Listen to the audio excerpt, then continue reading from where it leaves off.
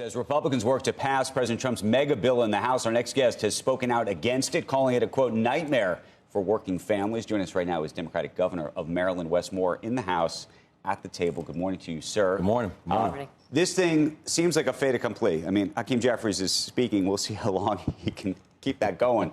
But when he stops, it sounds like this is going to happen.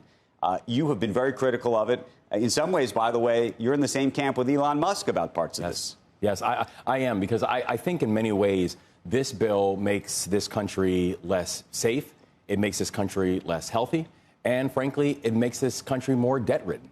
And I have real problems with that because I think that's going to fall on the shoulders of all of our states to be able to support the people in our individual constituencies. I mean, we're around our state all the time. And, I'm out there talking with folks in the Eastern Shore. We've made the largest investments in rural health care in Maryland, arguably in 2 generations that the state has made.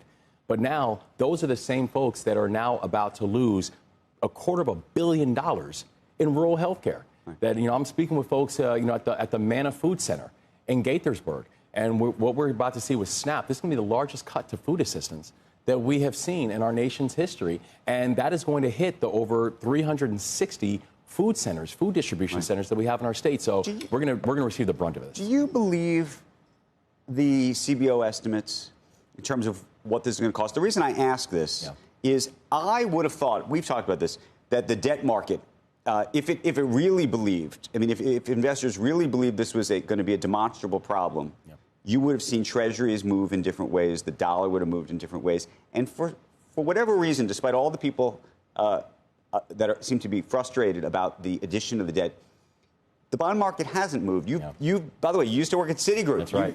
We studied the 10-year yield and what that means for our economy. What do you think of that?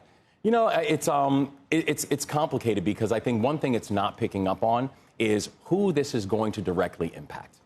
And I think about this in context of what we've done in the state of Maryland, right? Where in the state of Maryland, we've shown that there is an alternative where in our state, we went and actually reformed the tax code for our state, where I said it did not make sense to me that someone who was making $30 million a year was paying the same in taxes as a family that was making $300,000. So we actually did a reform of the tax code. We gave the middle class a tax cut, where 94% of Marylanders got a tax cut. And I asked those who had much more to invest a little bit more to be able to sustain our economic growth. And if you look at what's happening in the state of Maryland right now, we have gone from 43rd in the country in unemployment to now having amongst the lowest unemployment rates in the entire country. We have raised the minimum wage and actually stopped disincentivizing work. We've increased housing inventory and helped to speed up the process and go faster so we can actually create more pathways to wealth. And it's actually working. Where Maryland's population is growing, Baltimore's population is growing for the first time in a decade. And so I just believe that sometimes the bond market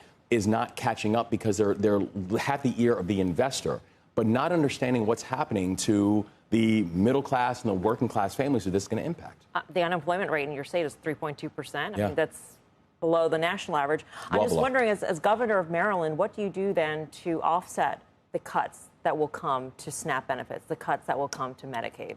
I mean, it's tough because Maryland doesn't, and there is no state that does have the coffers to be able to make up for this.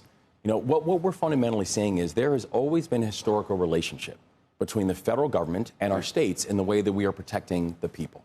And frankly, one thing I've seen for the first 6 months is, of the Trump administration, the Trump-Vance administration, is that the relationship between our federal government and our states has been severed. The communication, oftentimes, between the federal government and our states has been severed. What we are now seeing with this bill is that the relationship between the federal government and its people has actually been severed as well. So a lot of the messaging from the administration about this bill is, look, if you are not taxing tips, for example, and things like that, that's going to create growth and it's going to help the bottom, right? So but that's the message you hear. On one end, the message I'm hearing from you is that whatever's happening over there is not going to make up for the SNAP issue over here. And also, listen, there are some aspects of this bill that I don't think are bad things, and I think actually, are important. I think what they are doing around the standard deduction, actually, I think is smart. In fact, in the state of Maryland, we did the same thing. We doubled the standard deduction within the state of Maryland. That's a smart move to spur economic growth. I think the things around the child tax credit are important, even though I would have differences on how I would do it. But I think making adjustments to the child tax credit is important because it's one of the best poverty-fighting tools, particularly for children, that we actually have inside this country. But what this bill is also, it's the largest consolidation of wealth in our nation's history.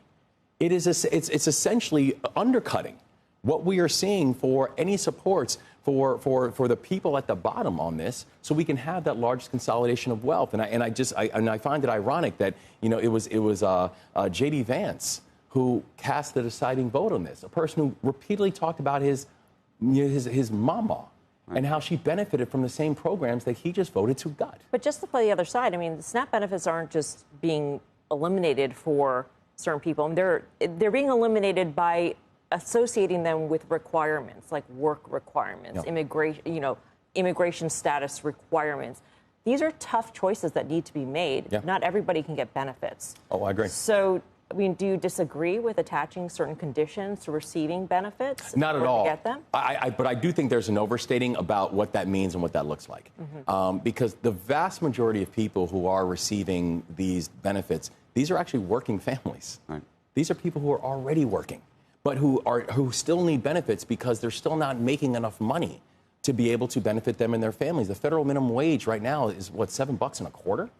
I mean, so you're forcing people to essentially become the working poor. That the people who are receiving the benefits are people like seniors. It's veterans. So I think that while I completely understand that, we don't, and I don't believe in quote unquote giveaways, I also know this. The vast majority, the overwhelming majority of people who are receiving these benefits are people like our seniors, are people like our working families, it's people with disabilities. And I think we just have to be we have to have values that drive our decisions.